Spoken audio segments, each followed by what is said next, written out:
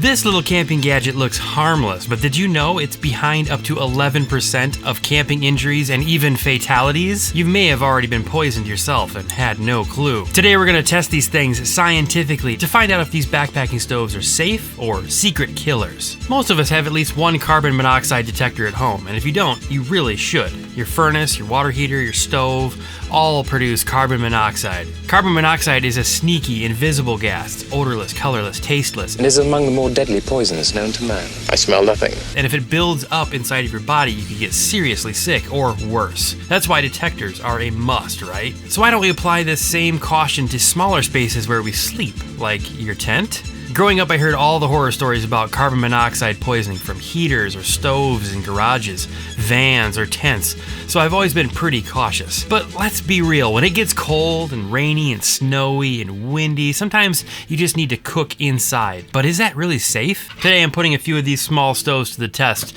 to see just how dangerous they really are inside of a tent. CO gas forms when carbon material is not fully oxidized when it's burned. This generally happens when a flame is starved for oxygen, which can look like a yellow flame, known as a reducing flame. But iso-butane burns blue, so it must be safe. Correct. Sort of. When burned in the presence of oxygen, iso-butane produces carbon dioxide and water vapor. Yes, so those are safe byproducts of combustion. However, if there isn't enough oxygen, iso-butane can produce carbon monoxide as a waste product. How exactly does carbon monoxide affect your body? When you breathe it in, it sticks to your red blood cells up to 270 times more than oxygen does. This greatly reduces your blood's ability to carry oxygen, and it can lead to all kinds of bad things inside your body. And it stays stuck to your blood for a really long time. It can actually take days for it to leave your body. So it becomes easier for your body to become more and more poisoned the longer you're exposed to the gas. In order to really know if it could be fatal to cook inside of a tent, I had to come up with a way to test this. I needed to recreate the conditions someone might experience inside a tent while cooking. Carbon monoxide is lighter than air, so it tends to rise, especially when it's warm. So I figured I would get much higher readings at the top of the tent versus the bottom. For this test, I wanted to see just how lethal these stoves are in the most survivable place inside of the tent, which is laying down. So let's talk about how I'm setting this test up. First, I'm using a double wall tent, just your standard run-of-the-mill double wall tent. Fuel I'm using is iso-butane propane. This is generally a very clean burning fuel, except when it has little oxygen. This comes into play later, as you'll see. As for the stove, I'm using a Jetboil Micro-Mo, the Fire Maple Hornet, and the Fire Maple FMR stove, which has a really high output, so I could really push the limits. I set up a camera inside and outside of the tent for each test and ran a cable with an external monitor to my chair so I could keep track of the mayhem from a safe and comfortable distance. Carbon monoxide is flammable in high concentrations, so I wanted to make sure I was far away from the tent in case it burst into flames. Please do not try this yourself. This is for educational purposes only. For the first test, I put the Jetboil in the tent with some water in it, a thermometer, and my trusty CO meter, and a Panda Bear for good measure. I turned up the Jetboil to about 40% of its output, zipped up the tent, and sat back to wait. While we wait for the results, I want to take a minute and just show you something truly awesome from our sponsor, Wicked Edge. This is a precision knife sharpener system for $185. Wicked Edge is known for their high-end sharpening systems that create precise,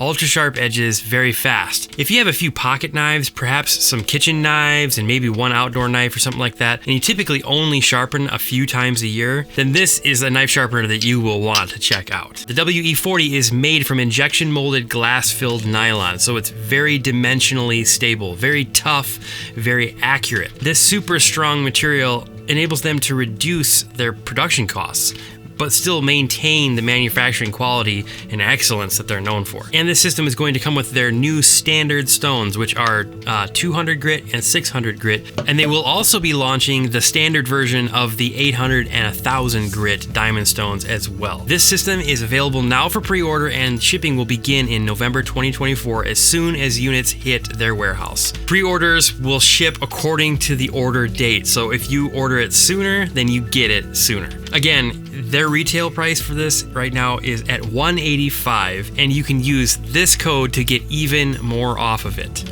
Truly a first for Wicked Edge to be able to offer something of this level for less. So definitely check out the Wicked Edge WE-40 Carbon.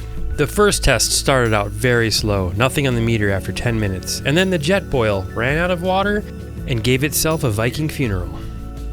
I melted it. It wasn't all for naught though. After 17 minutes, there was a mere 5 ppm on the meter, and lots of smoke from the burned rubber.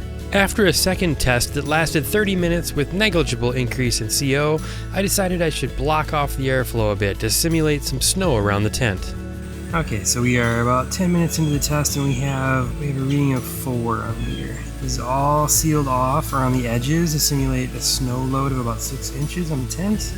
And after 18 minutes, we were showing 10 ppm on the meter, still nowhere near unsafe levels.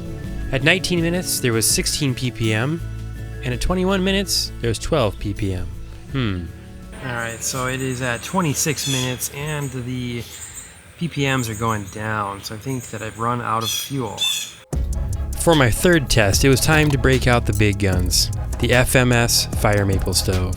But despite the higher output, there was very little change in how much CO was gathering.